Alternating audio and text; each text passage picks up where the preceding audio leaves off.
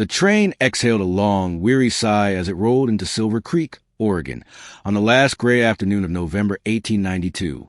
Steam curled like ghosts around a single wooden platform. Ella Lanina Morgan stepped down from the passenger car, her boots striking the boards with solid, deliberate sound. 6 feet tall in her stockings, and another 2 inches in the heel of her sensible boots, she towered over the conductor who handed down her valise. She had expected someone to be waiting.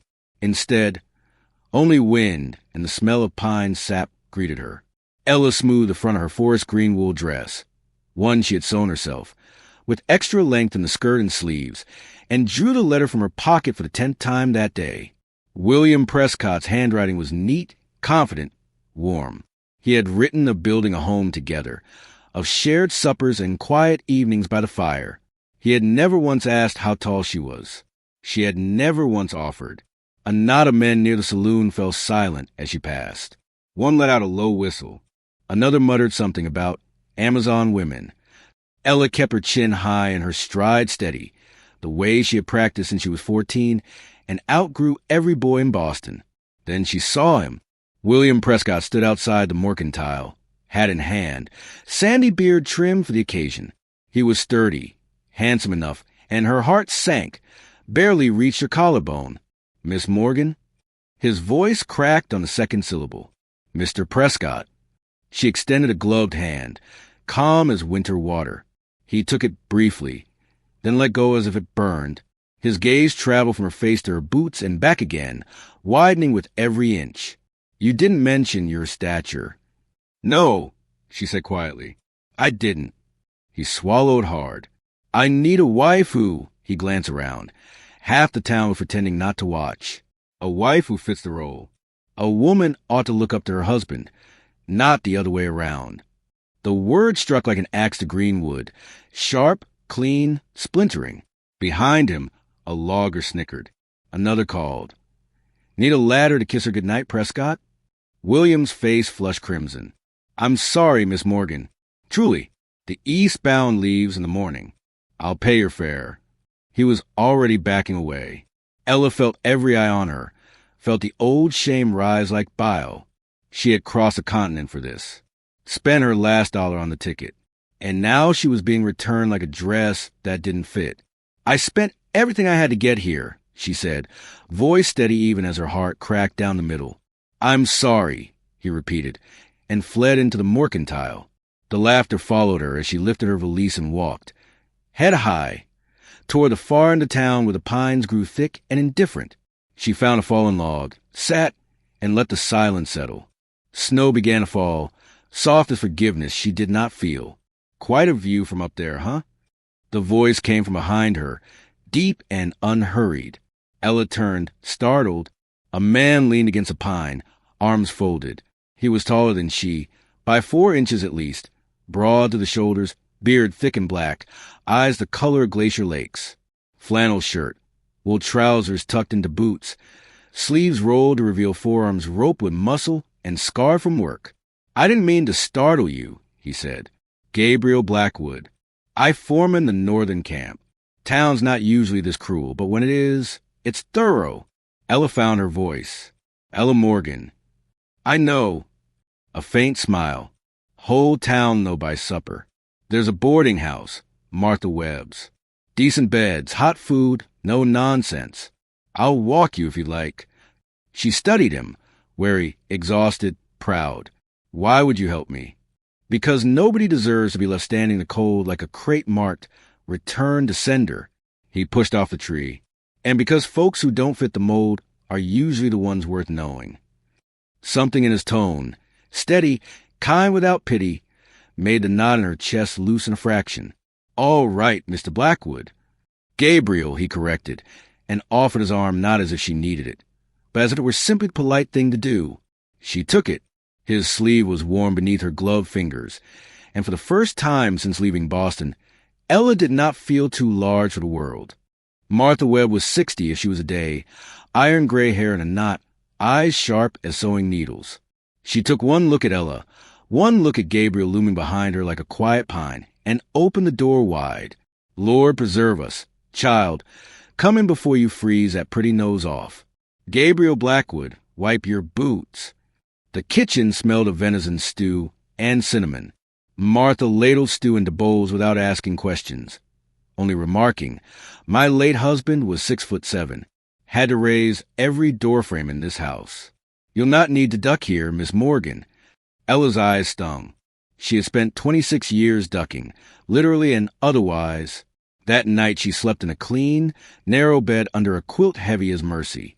Through the wall she heard the low murmur of Gabriel's voice speaking to Martha, then the soft thud of his boots on the porch as he left for the northern camp 10 miles up the ridge. She did not expect to see him again. She was wrong. 3 days later, Ella had turned Martha's and used back parlor into a sewing room. Sunlight poured through south-facing windows. Bolts of wool and cotton from her trunk lined the wall. Word traveled faster than gossip usually does when money is involved. Loggers' wives needed hems let down, shirts mended, coats relined before true winter struck. By the end of the first week, Ella had earned enough to pay Martha board and still set a few dollars aside. On the 8th morning, the door opened and Gabriel filled it, snowflakes melting on his lashes. "Morning, Miss Morgan." "Gabriel." She stood, threading needle-poised midair. "I thought you were up at camp." "Was." Men ripped through their mackinaws like bears through berry bushes. "Heard you do fine work." He laid a canvas bundle on the table. 6 flannel shirts, 2 pairs of trousers, all needing patches or new seams. "We'll pay double the going rate if you can turn them quick." Ella lifted a shirt.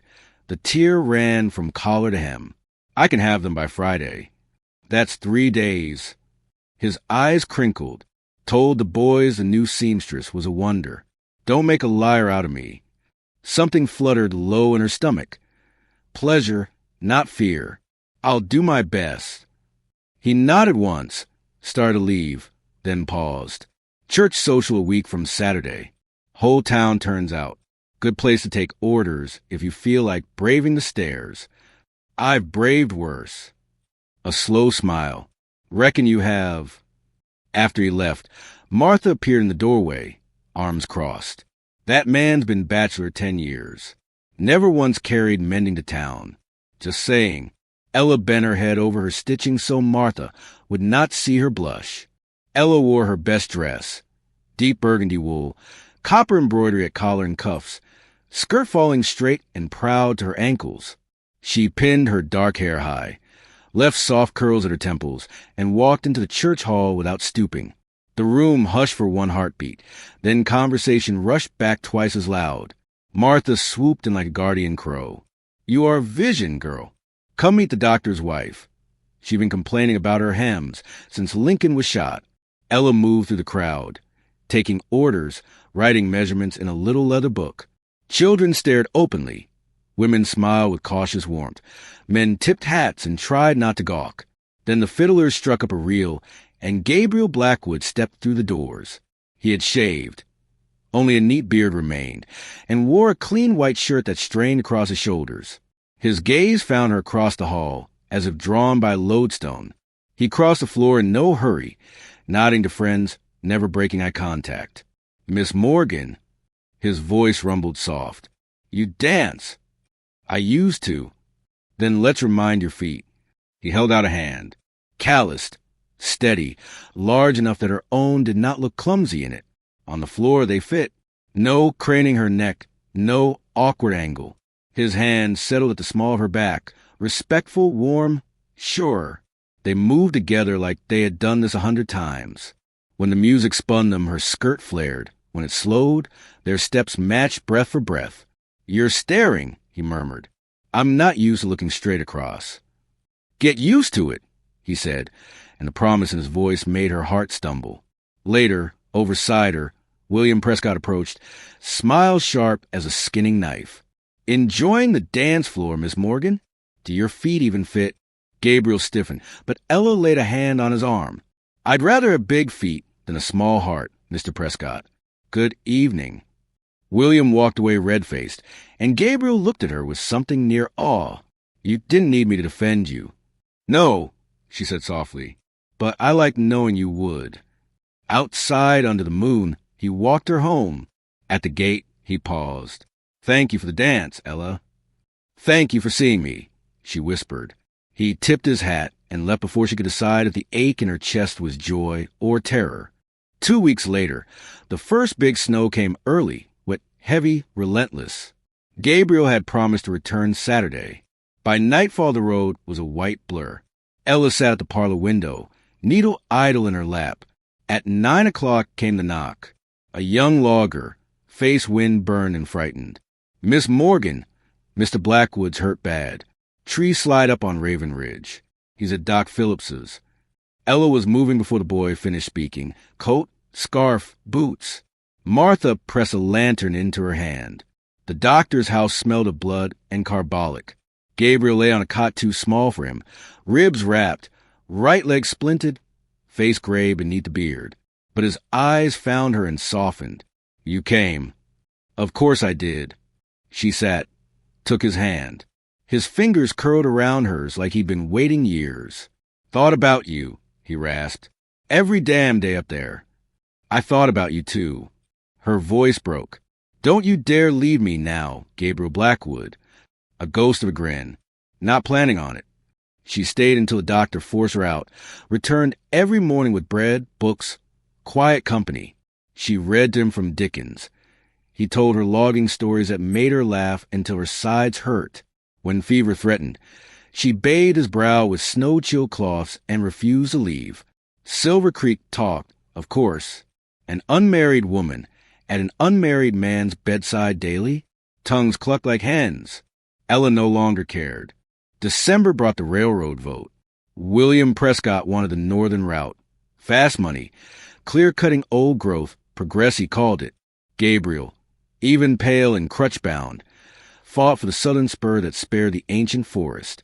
The night before the meeting, William appeared at the boarding house, smug in a new suit. Some might say a man too injured to walk has forfeited his say. He sneered. Gabriel's eyes went winter cold. I'll be there. Ella stood. And so will I. The town hall was packed to the rafters. Gabriel was wheeled to front, leg outstretched.